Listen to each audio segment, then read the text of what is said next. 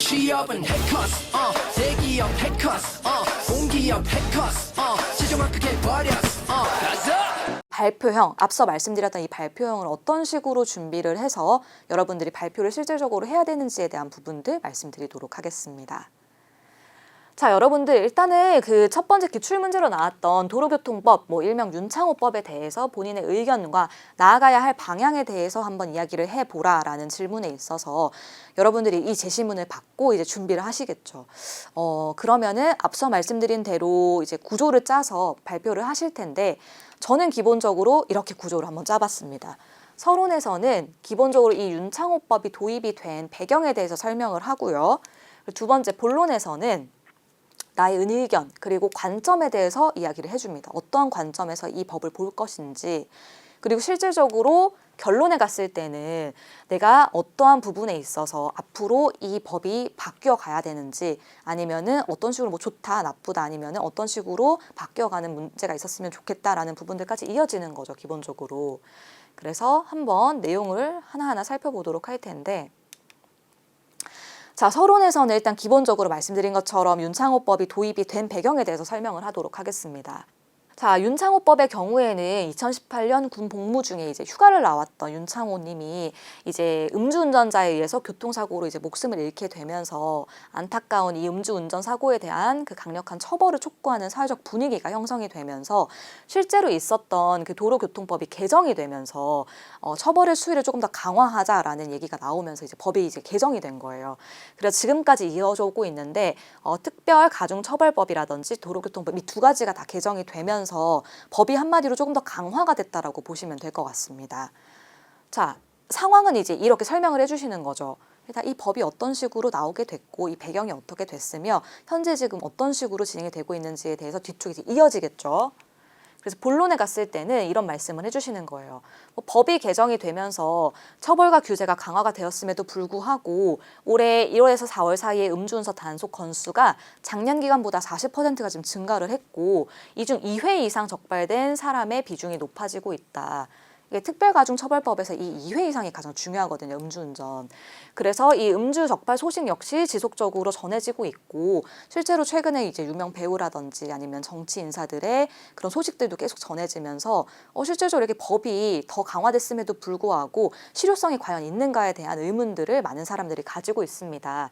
또 최근에는 이 윤창호법에서 일부 조항이었던 이 2회 이상 위반한 사람에 대해서 위헌이라는 헌법재판소의 판결까지 나오게 되면서 실질적으로 정말 실효성을 가지고 우리가 이 법을 의미 있게 정말 이제 돌아가신 분들의 이런 이름이 안타깝지 않도록 우리가 실효성 있게 정말 잘 진행을 하고 있는가에 대한 의문이 좀 생기고 있는 상황입니다. 현재 상황에 대한 이야기까지 이제 가시는 거죠. 그래서 이제 결론을 말씀을 해주시는 거예요. 결론은 기본적으로 이제 2회 이상 위반한 경우라 하더라도 죄질을 일률적으로 평가할 수 없다는 점, 이게 위헌에서 평가가 나온 이유거든요.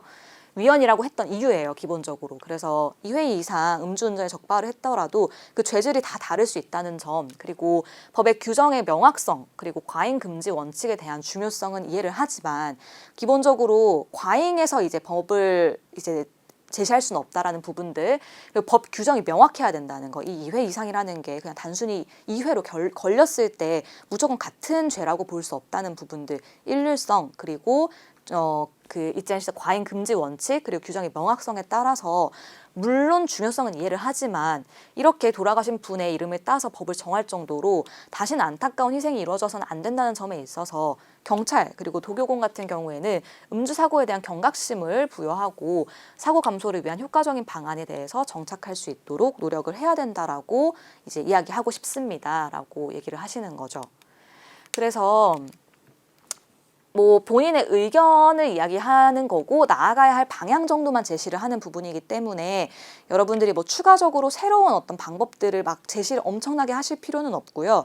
지금 말씀드린 것처럼 앞쪽에서는 이 법이 이제 나오게 된 배경에 대해서 설명을 서론에서 해주시고 본론에서는 결국에는 이 법이 이렇게 개정이 돼서 바뀌긴 했지만 계속해서 음주운전은 많이 발생을 하고 있고 심지어 뭐 정치 인사들이건 배우건 정말 법이 이렇게 강화됐음에도 불구하고 계속해서 음주운전은 생기고 있는 상황이다.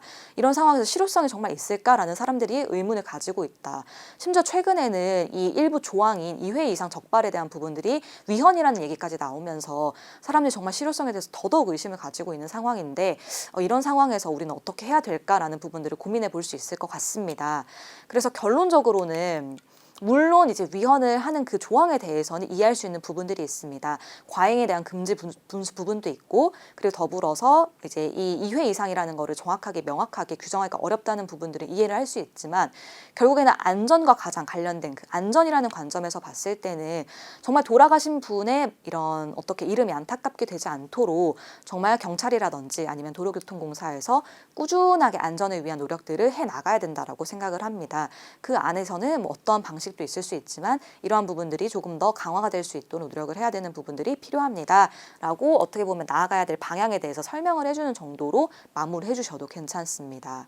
뭐 조금 더 방안을 구체적으로 제시를 해주실 수도 있겠죠. 뭐 실제로 음주운전에 대해서 안전을 조금 더 강화할 수 있는 여러분들의 어떤 아이디어가 있다라고 하면은 제시를 해주실 수도 있고요. 뒤쪽에서 나오겠지만 뭐 CITS라고 해서 뭐 조금 더 운전자라든지 아니면 차량에 문제가 있었을 때 좀 더 기술적으로 제어할 수 있는 방법들을 제시를 해보실 수도 있을 것 같고요. 아니면 뭐 캠페인이라든지 홍보활동이라든지 교육활동을 통해서 조금 더 음주운전에 대한 경각심을 불러일으킬 수 있는 뭐 이런 방안들을 조금 더 제시를 해볼 수도 있을 것 같습니다.